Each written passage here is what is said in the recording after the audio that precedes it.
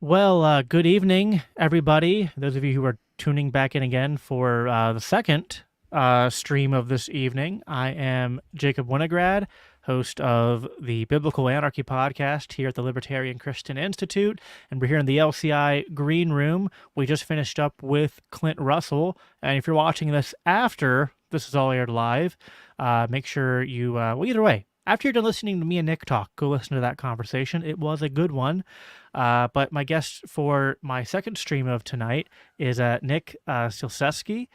Nick is a fellow libertarian here in my state of Pennsylvania and continuing what I started last week, which was libertarian candidate.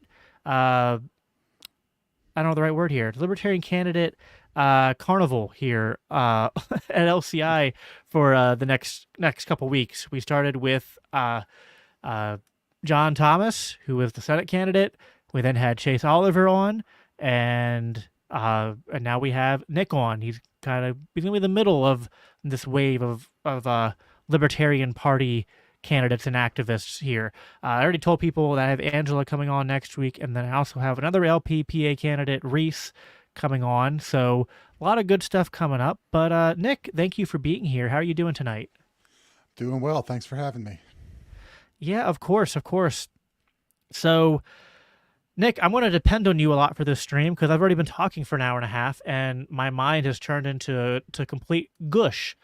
Which I don't know. You also host a podcast, so maybe you have some experience with that. You know what I mean when you get like, past an hour and a half of talking in podcast form, and suddenly, it's kind of like you start to see like lines and it's like in the Matrix, and you're just seeing numbers rotate around you.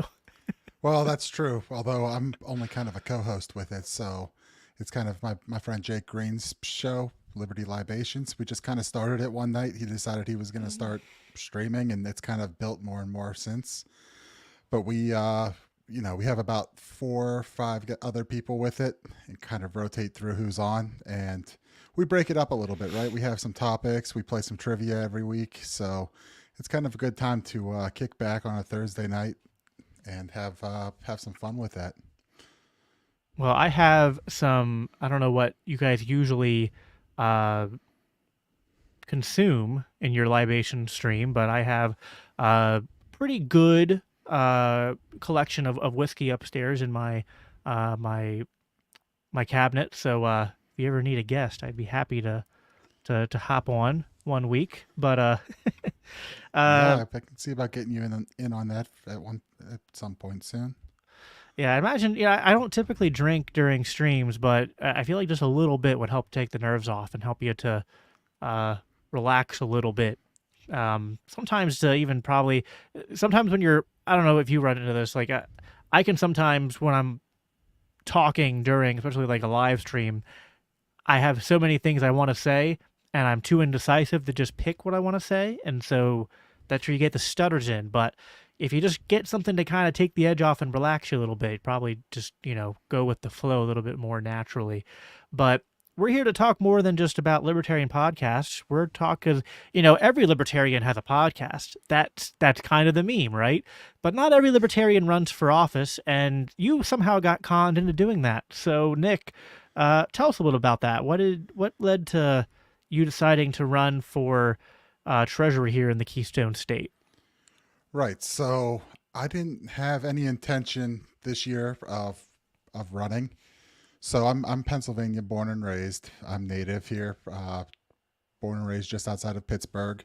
Went to college in Pittsburgh. Stuck around here a little bit after college. The job I had said, "Hey, we've got a new opportunity for you in Texas." So moved down there, and then COVID hit. Uh, Texas oil fields were not great at that time, so I ended up getting moved again to Georgia, where at some point down there I joined the LP, and then decided to make the move back up to Pittsburgh. So, because of all that moving around, I wasn't eligible to run for like a state rep race to kind of push a little bit of the localism that we try to, that at least I think myself as a member of the Mises Caucus kind of try to push, and kind of the strategy I'm on board with.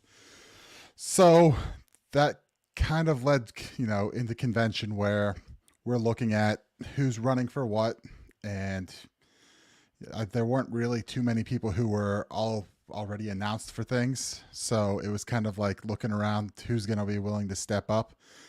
The idea didn't even really cross my mind until a couple meeting, about it was a couple days before convention. We were having some meetings, and some of the guys were like, "Well, you know Bitcoin, so that might be a good talking point for treasurer." And so it was in my head a little bit at that point. And then when we got to convention, it was like, who's going to step up? And I decided, all right, fine, I'll step up and I'll see how this goes. I've been at least interested for, with this in how the actual candidate process works.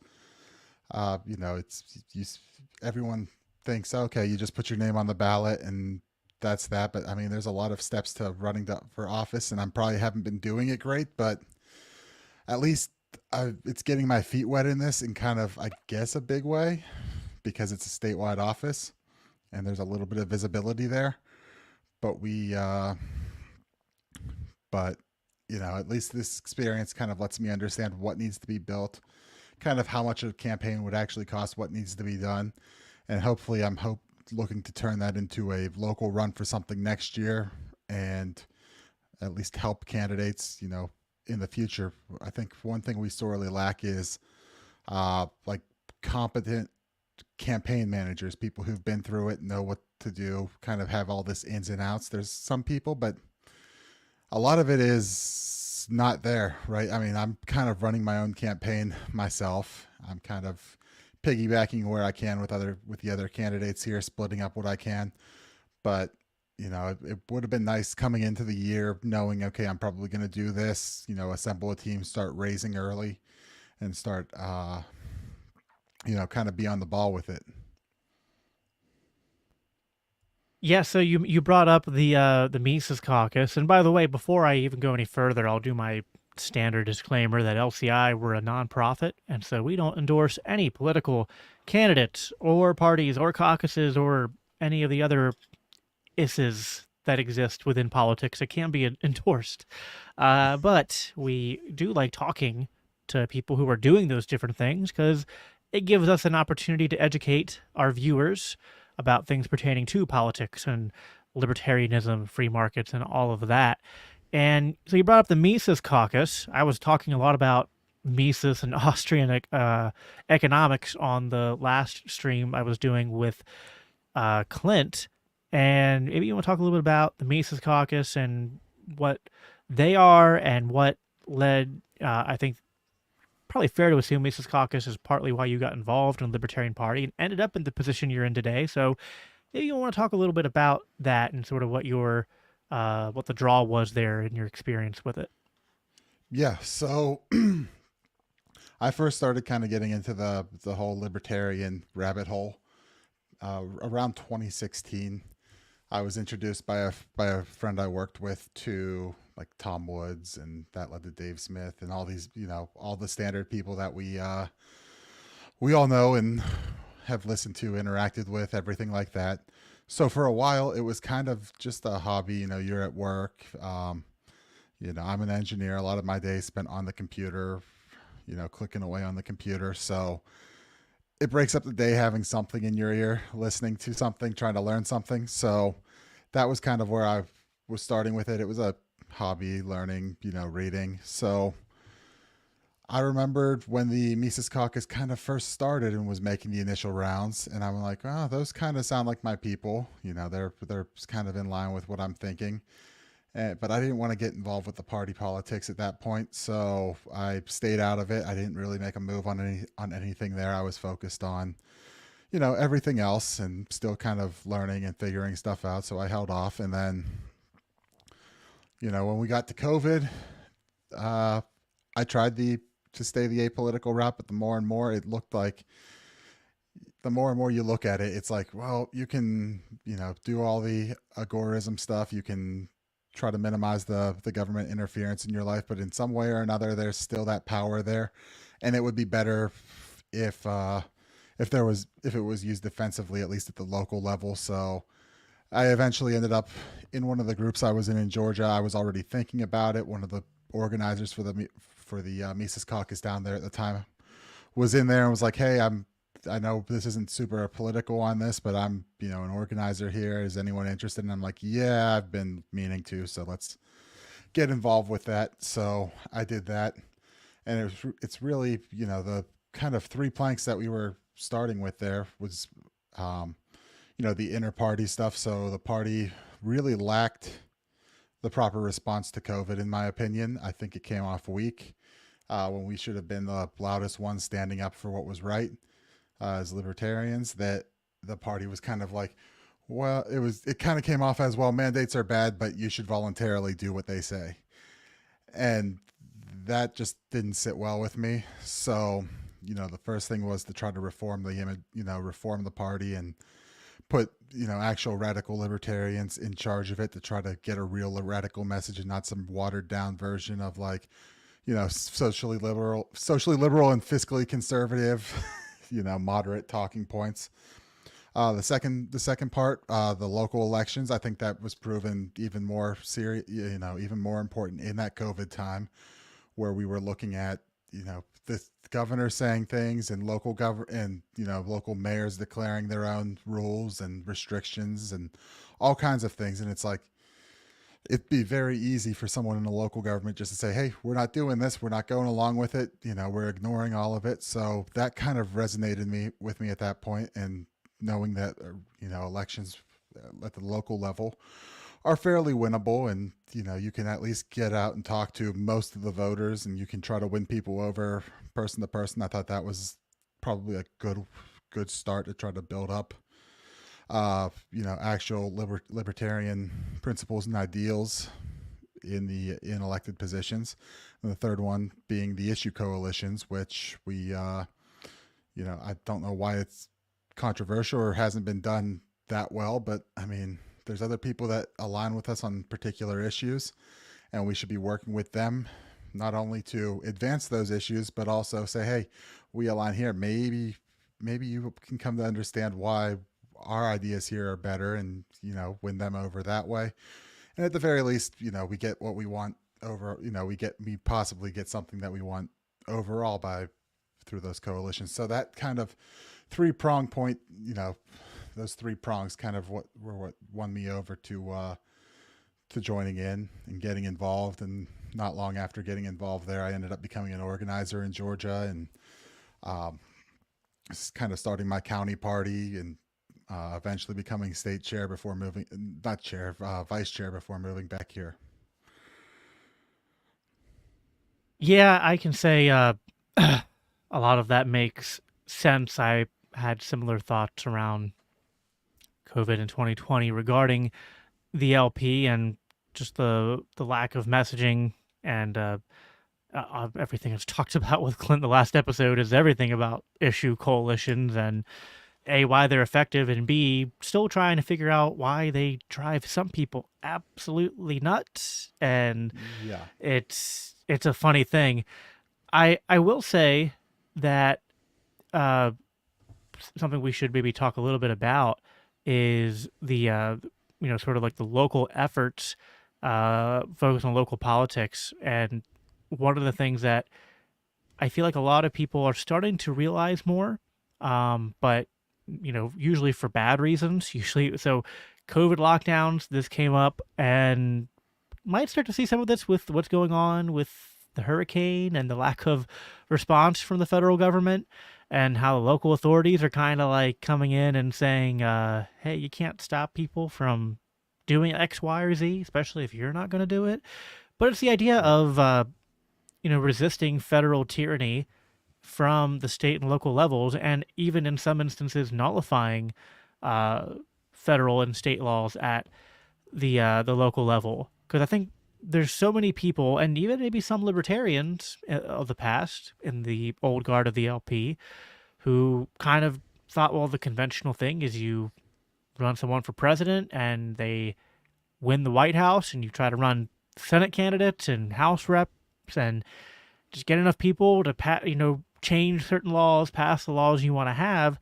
Well, that's hard enough to affect change if you're working through or the Republican or Democratic Party. Doing it through the third party is almost impossible.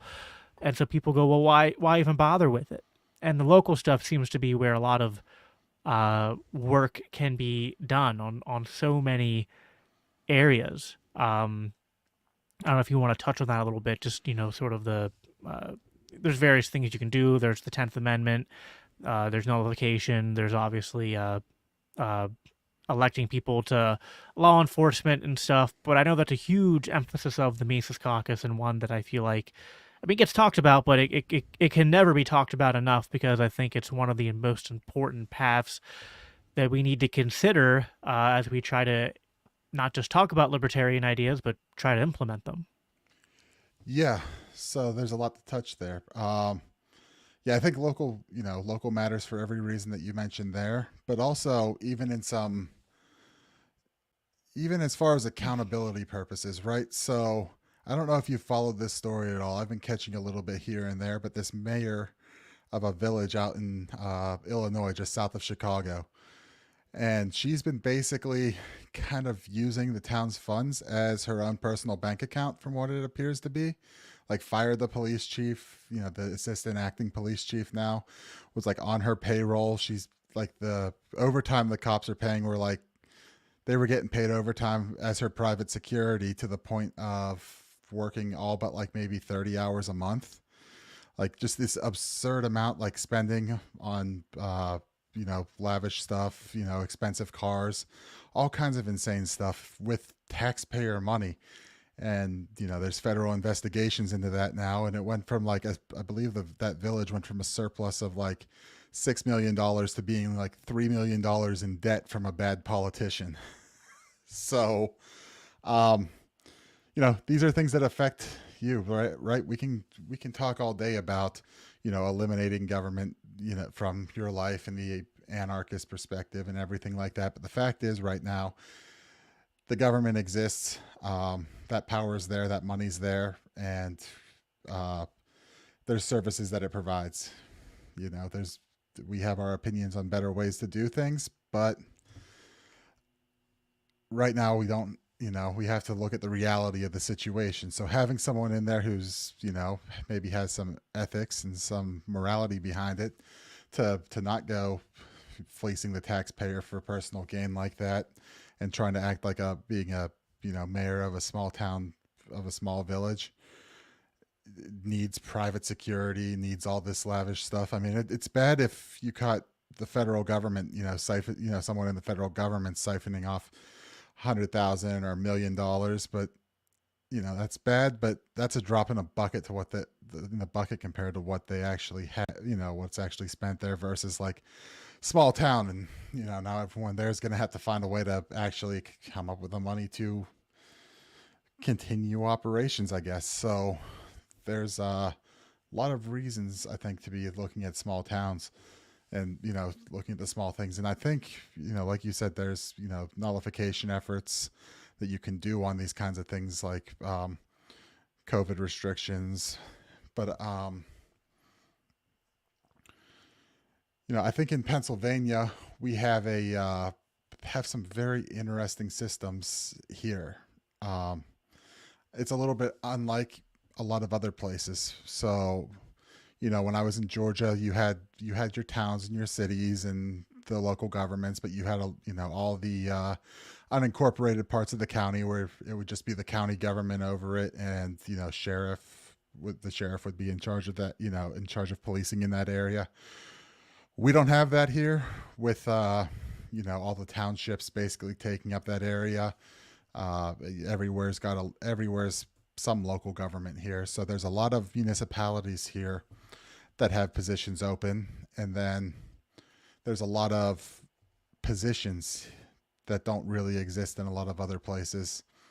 And I think we have all these numbers with that. So you have a lot of these small towns in Pennsylvania, even close to big cities. You've got just all these tiny little towns across the state. We've had some people win write-in candidacies for borough council as a libertarian, just because they're out there running and working working the polls and getting the votes and winning there. So, but we have, like I said, all these other positions. So there are positions like judge of elections, elections inspectors. Those aren't really positions that I see in too many other places. There's the auditors. There's, the one position that I've been most interested in, at least looking at the possibilities of is actually constable, which we run a ton of people for because there's always seems to be open spots for those across Pennsylvania. And it's been written off by us for a long time as just like a, you know, kind of a statistical number. Just, yeah, get elected constable. Show up to polls on election day and keep the peace. But there's a lot more to that position if someone were inclined to pursue it fully. That I think could kind of really work towards a more libertarian community. So one thing that is interesting is that with all the small towns and everything, there's not a lot of, I think geographically, more than 50 or 60% of the state doesn't have a local police department. It's the Pennsylvania State Police. So not only do you have people who aren't in your community policing it, they might not even be anywhere near you or around you whenever you might need to actually call that. Where I live, we used to have our own regional police, and then to save money, the local borough decided to, opt out of that, and now we have state police, which is so fun. Yeah, it's because they offer it for free. So it's not even like you have your sheriff who's local and elected in charge of it. It's, kind of a paramilitary policing organization, the Pennsylvania State Police. The township I'm in, which I believe is one of the largest, population wise and probably geographically. And it's not even that big, like compared to other places, but I think it's like 40,000 people. And, it doesn't have a police department. It uses Pennsylvania State Police. Now there's a barracks, kind of down the road from me. So they're in the area, but yeah, there's no local police. There's no local accountability there. And with a constable, while they don't have all the policing powers, if you do the training on that and go through it, you do basically, I believe under court precedent, you are considered a peace officer. You do have basically all those rights. The biggest thing I could find is, you can't take emergency calls. Your car can't have red and blue flashers to be an emergency thing. But from the perspective of like community policing, it's kind of a thing that you could set up a voluntary way to contribute. Hey, I will do that. I'm elected to this position instead of doing these other roles of the job, like serving warrants or something like that. I'll just use these powers to kind of patrol my community, my neighborhood, and make sure nothing's going wrong. And you also have the ability, if you're the elected constable, to create deputies in your geographical region as well. So you could deputize a couple people. I believe that takes actually getting a judge to agree to it. But at least you can come up with a more local voluntary method just like that, kind of using the system as it is. So that's been one of the more interesting positions that I think could be looked at for something in the future. Yeah, no, that's definitely something to consider. I mean, I won constable a few years ago, so I can attest it doesn't actually take a whole lot. I mean, I might have only had a few dozen people vote for me. Right, and yeah, if there was no one on the ballot and you realize the position's empty, you basically just have to go ask a judge to appoint you, and that's that. And so it's it's directly elected It's got, the powers are statewide, so you can operate anywhere. So you don't have to be in the geographical region that you actually were elected in, but so that opens up a little bit of opportunity. And you kind of work for yourself as an independent contractor. There's no, the local government can't actually, they aren't your boss. You don't have a boss. You're kind of directly responsible just to the people who elected you. So, yep. So you're running for treasurer. So, and you mentioned you have some fair bit of knowledge about Bitcoin, and so that's probably something that you tie into your platform as you're going around running for this position. So let's talk a little bit about that. Like what sort of things? It doesn't have to even be Pennsylvania specific, but it could be, because as a Commonwealth, we sometimes have weird peculiarities compared to other states.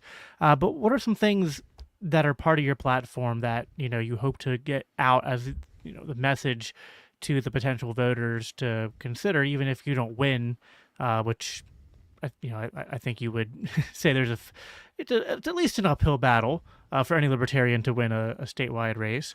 But that's not all that can be gained. Obviously, you can put a message out there and tell people to, consider joining the party, consider making a protest vote, but also consider ideas that are practical towards, improving their everyday lives if certain policies were to be implemented at the state level, federal level, local level. So what are some of those things when you're running as treasurer that you're going to talk about and that you've included in your platform? Yeah, I think the biggest thing here, and like you mentioned Bitcoin, everything in my mind kind of ties back there in some way or another. But to start with it, I think the biggest thing that I'm extremely concerned about is government debt at all levels.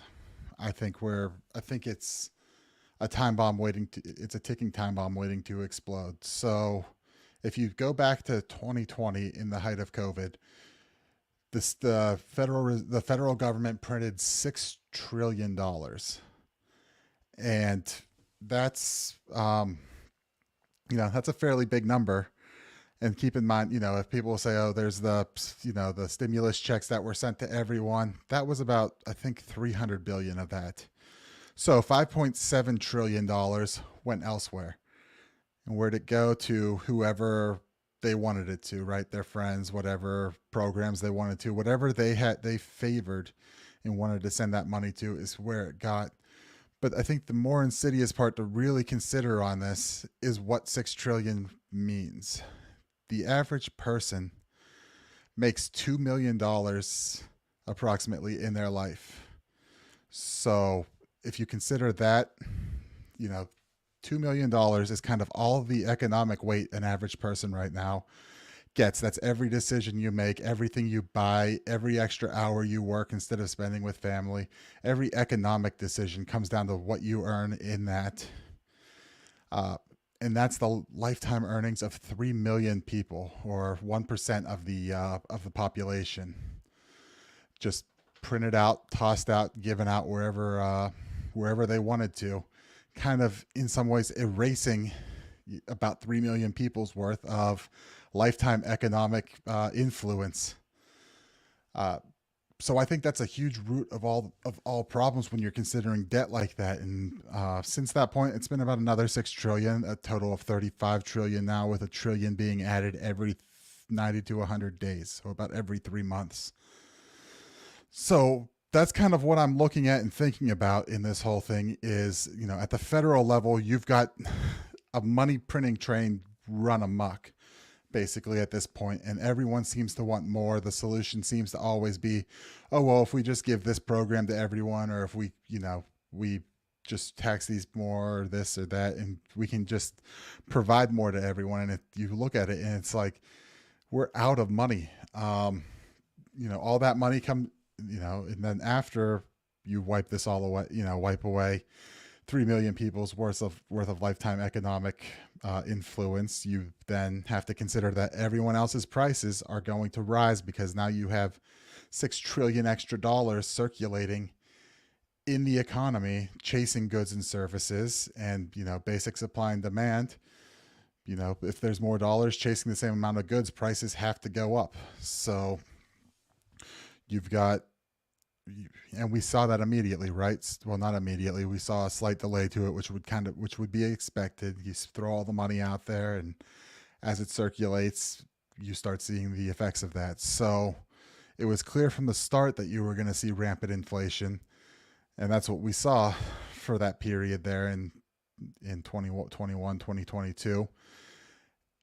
And now we're looking at the Fed was forced to raise rates, And now I think you've hit a point where you're probably looking at an economic recession because the rates were held so long and all that free money going around pumping everything and kind of creating this heroin, this kind of opiate binge came due, and the Fed was forced to cut 50 basis points the other week, which is a fairly big cut to start with. You would have thought they'd start cutting small and slowly bringing it back, but 0.5% to start was a fairly significant move, and I think they're seeing worse economic data than they're leading on.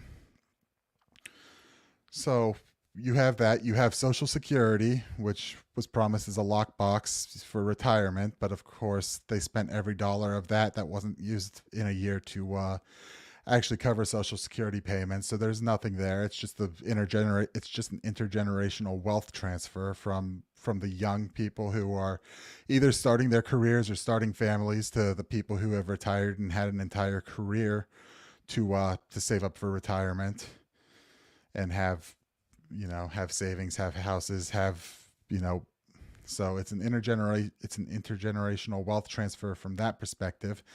And then the Congressional Budget Office, I believe, came out the other day and said that Social Security had about 9 years of solvency left. So we're looking at rampant inflation. We're looking at crazy amounts of money being printed, not enough money to cover these liabilities that the federal government has said. From a more local perspective here in Pennsylvania, the Secretary of State website is claiming that the per capita debt is about $4,000. The Debt Clock website, if you look up there, Pennsylvania, they're saying it's closer to 11,000. And that's on top of, like I said, the 35 trillion, which equates to about $110,000 per person, I believe. So every single person's share of the debt, in Pennsylvania, between the state and federal debt is, somewhere around $115,000 to $120,000. And there's no plan to pay this off. It just kind of goes. It just is going to get kicked and kicked and kicked down the road. Your children are going to pay for it. Your grandchildren are going to pay for it until the weight of the system basically collapses in on itself. And I don't want to be like predicting anything, but if you look at what kind of the natural reaction to something like that is there has to be the day that the bills come due, and that might be coming sooner than later as the amount of money spent towards paying debt comes closer to the amount of money actually raised by the federal government through taxation. So looking at these economic points, it felt like at least I have a bit of a solution in Bitcoin, at least personally, in my opinion. And I wanted to try to do something here to raise awareness of where we are economically and kind of how I think a lot of this, the fiat games here play a major effect in the incentives that you have when you're in the incentives of when you're making decisions for your life. If your money's losing value, you're not incentivized to save it. You're incentivized to spend it as soon as you get it. You're incentivized to take on debt because that's going to be worth less in the future than it is now. So you might as well, get it now. It creates this high time preference behavior. If you read like Seyfedin Ammus's the Fiat Standard, he kind of goes through that in more detail. A lot of these, I guess, theses on how the degradation of the dollar kind of led to this high time preference behavior in everything from science to food and nutrition to all of these aspects across your life. And maybe that's right or maybe it's not, but at least those concepts are there. So part of this, so like I said, part of this run is raising awareness on this and saying, hey, there's at least a solution in my mind that I think will work. I can't be 100% certain, but I'm at least taking some of it. I'm at least putting my money where my mouth is and taking on taking this, thinking that it's going to be better better in the future through that. So, is there time to right the ship? Federally, I'm not sure. At least here in Pennsylvania, I think there's ways that we could at least, slow it down or stabilize Pennsylvania to the point where we don't, where Pennsylvania can continue to prosper regardless of what goes on at the state level. So that's kind of what I'm getting out there as the major point of my platform. Yeah, no, I like it. I think that what you're getting at, which you sort of hinted at the beginning when we were talking about, the Libertarian Party and the Mises Caucus, which I've always thought about, even though it's maybe classically pairing up Libertarian Party activism with more agorist like thinking is sort of like historically, a little bit weird because agorism sort of a critique of uh started as at least a critique of political action, but I kind of feel like there can be an intersection in promoting, like alternative markets and currencies that can, sort of compete against the state and uh also kind of give yourself a little bit of sovereignty and protection from state control.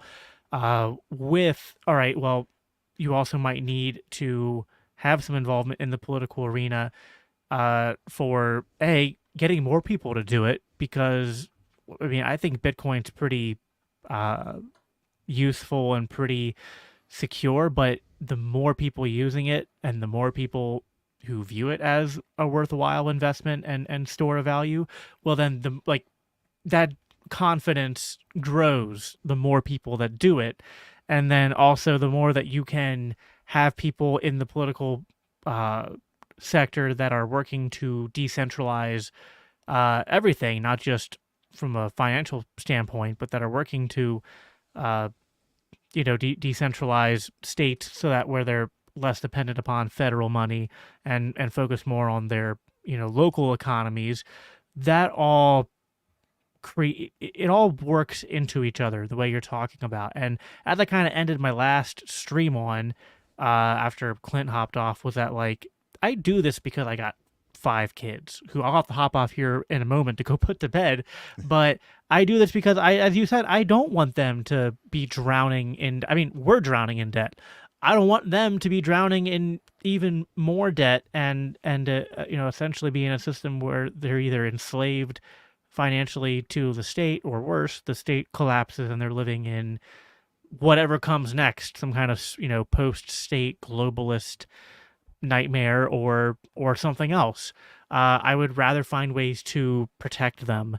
And I think that kind of starts by not just making yourself financially independent and secure, but like you do kind of have to do stuff to help the community and the broader community around you be like, because like it doesn't matter how secure you are, you kind of are only secure as your environment is. Right. And if like if you have a bunch of money and a bunch of food and stuff like that, but like you're like that meme of the dog in the room that's on fire, go like, this is fine. It's like that's not good enough for me. We need to go out there and do what we can. And I think what you're doing is a great example of that strategy in action, of using the sort of bully puppet of running for office as a way to spread a message and to plant seeds that hopefully you and others in this movement can continue to foster and grow in the years to come.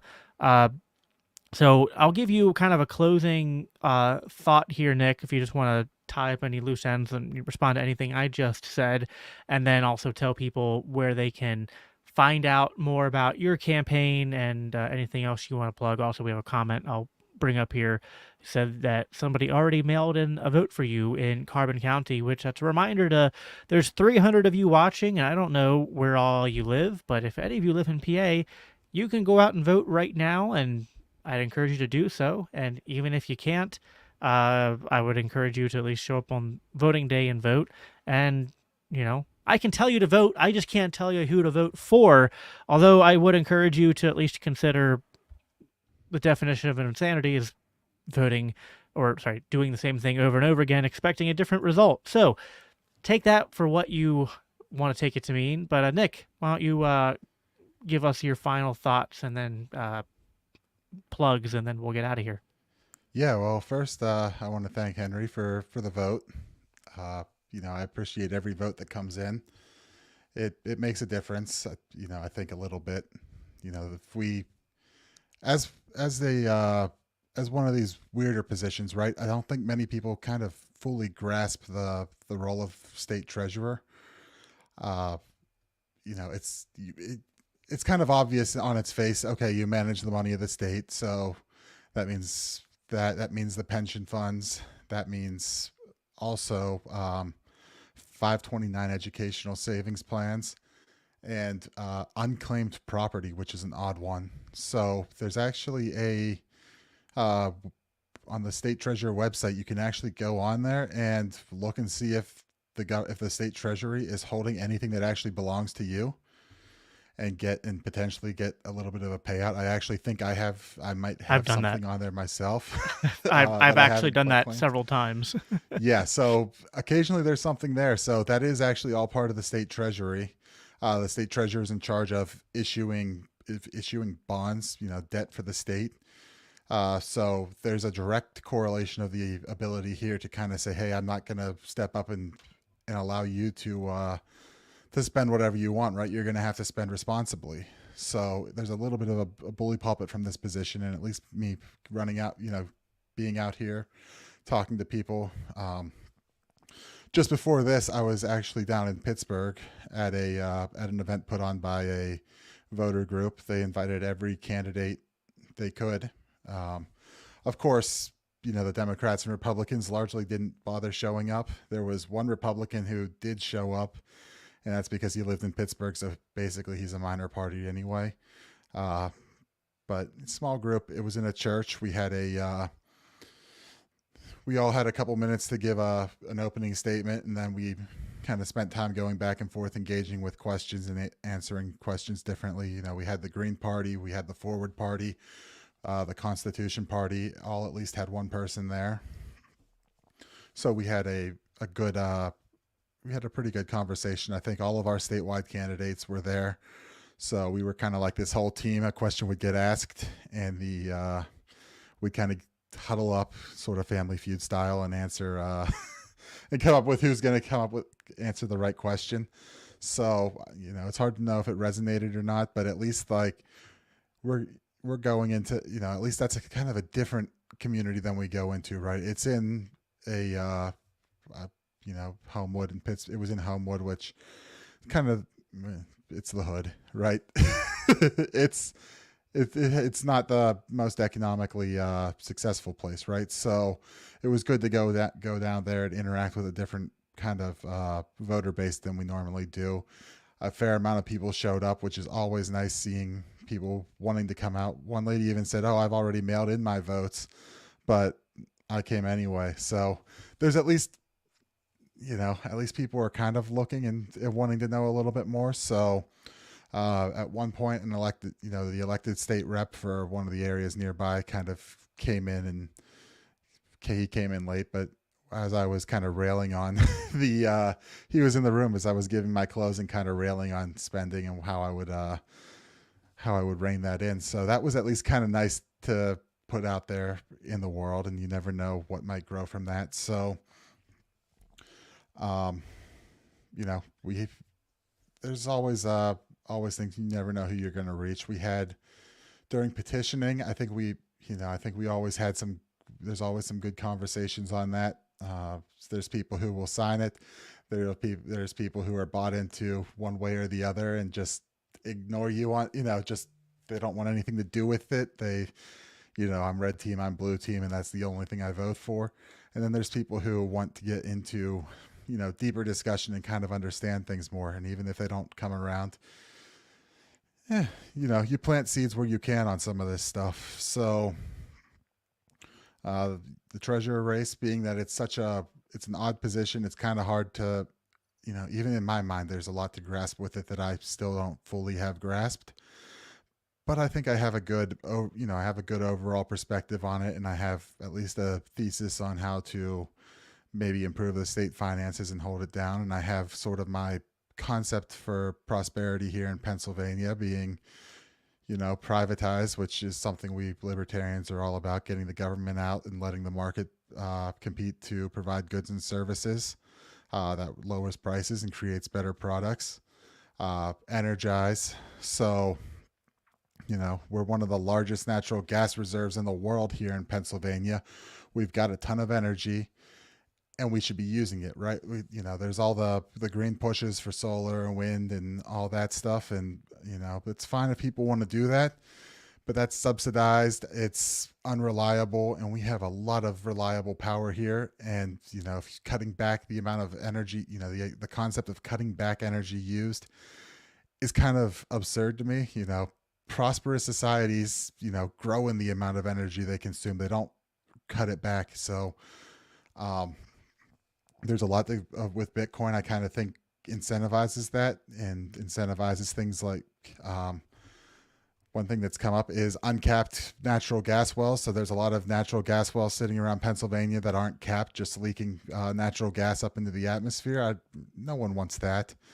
Uh, that's potential power. You hook some miners up to it with a generator. You could be mining Bitcoin on that and taking care of that problem. So, at least you're burning it, and then you kind of scrub the exhausts on it, and it's fairly clean. So, it's cleaner than just leaking natural gas into the air straight. So, I think there's a lot we can do there.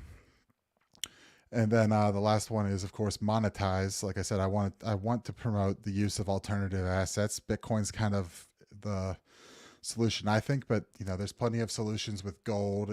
There's other assets people like. There's other cryptocurrencies people like.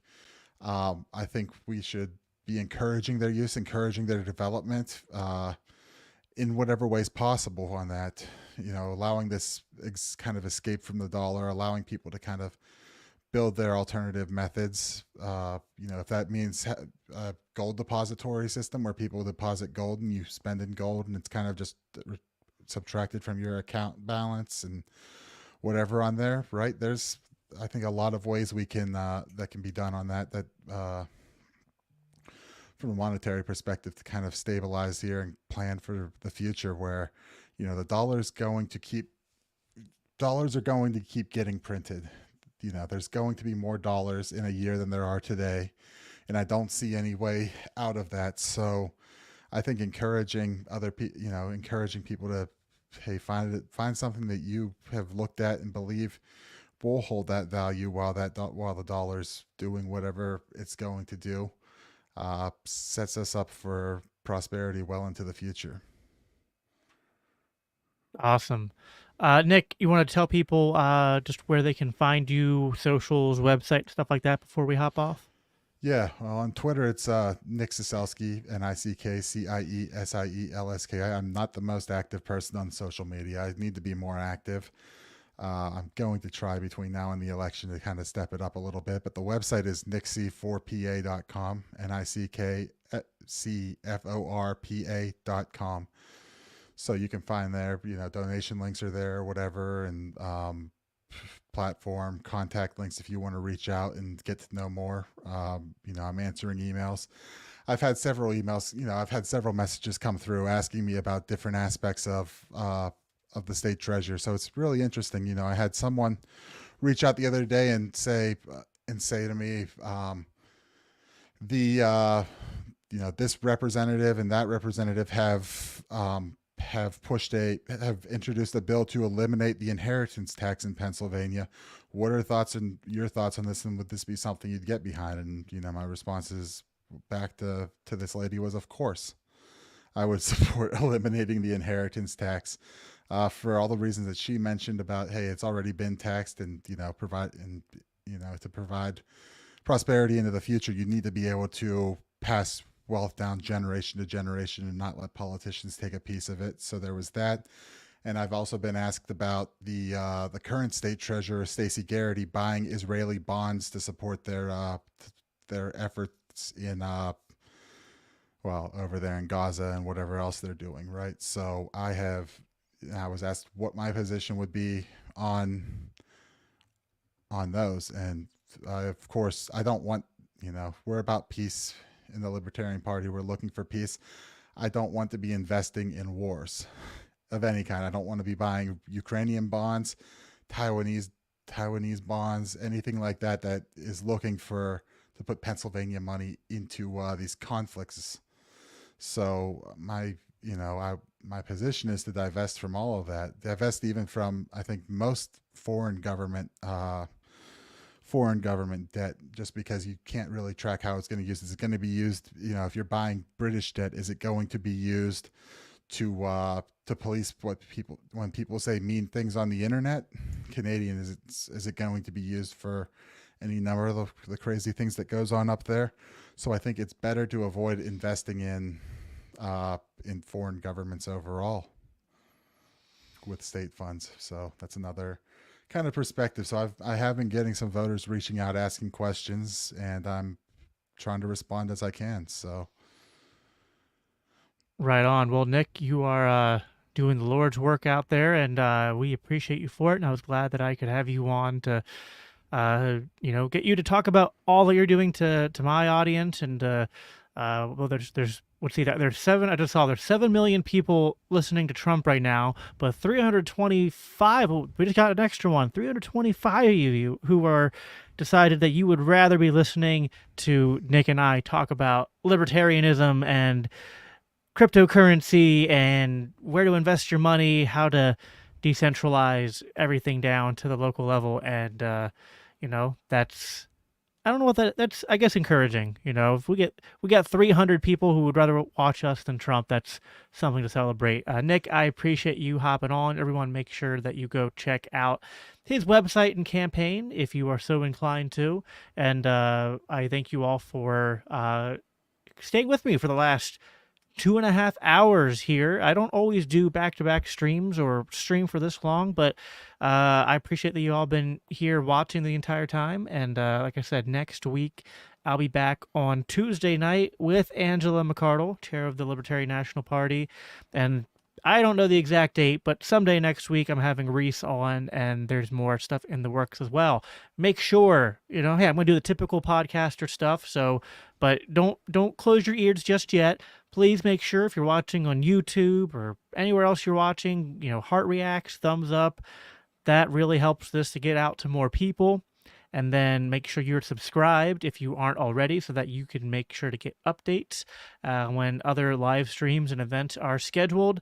And as always, if you want to support what we do at LCI, as I have there at the bottom ticker, go to libertarianchristians.com. And if you do /donate at the end, you can donate a little bit or become an LCI insider for $10 or more a month, which gets you all sorts of goodies, discounts, free books, etc. That's all I have for you guys for tonight, this Saturday evening. Everyone, go to church tomorrow, and as I always say at the end of these streams, live at peace, live for Christ. Talk to you guys next time.